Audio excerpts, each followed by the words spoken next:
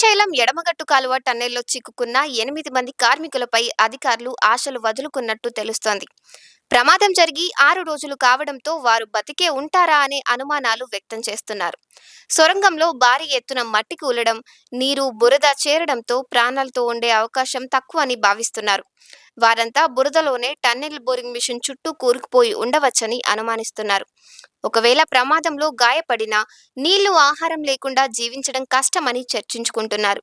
కాగా శనివారం ఉదయం 8 గంటలకు జరిగిన ఈ ప్రమాదం దేశవ్యాప్తంగా సంచలనం సృష్టించింది. ప్రమాదంపై ప్రధాని నరేంద్ర మోదీ సైతం ఆరా తీస్తున్నారు.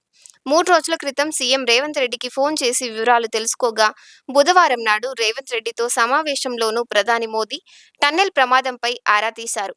కాగా కార్మికులను కాపాడేందుకు టన్నెల్ బోరింగ్ మిషన్ అడ్డంకిగా మారడంతో దాన్ని కట్ చేయాలని అధికారులు నిర్ణయించారు.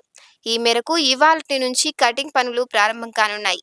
ప్రమాదం జరిగినప్పుడు మిషన్ భారీగా దెబ్బతిన్నది. ఆ తర్వాత ఒత్తిడితో దాని వ్యర్థాలు ముందుకు తోసుకువచ్చాయి. దాన్ని దాటి వెళ్తే గాని కార్మికులను కాపాడే ప్రయత్నాలు ఫలించవు. అయితే ప్రమాదం జరిగిన 3వ రోజునే వాటిని తొలగించేందుకు కట్టర్లు, జనరేటర్లు తీసుకువెళ్లారు. అయితే కట్ చేసేందుకు జయప్రకాష్ అసోసియేట్స్ యాజమాన్యం ఒప్పుకోలేదు. భారీ ఖర్చుతో కూడుకోవడం, టీబీఎంను కట్ చేస్తే తిరిగి పనులు ప్రారంభించడం కష్టమవుతుందని భావించారు. కానీ బుధవారం ఆ సంస్థ చైర్మన్ జయప్రకాష్ గౌర్ ఢిల్లీ నుంచి ఘటనా స్థలానికి చేరుకున్నారు. మంత్రులు, అధికారులు, కంపెనీ ప్రతినిధులు, సహాయక బృందాలతో చర్చల అనంతరం టీబీఎంను కట్ చేయాలని నిర్ణయించారు. ఈ మేరకు పనులు ప్రారంభం కానున్నాయి.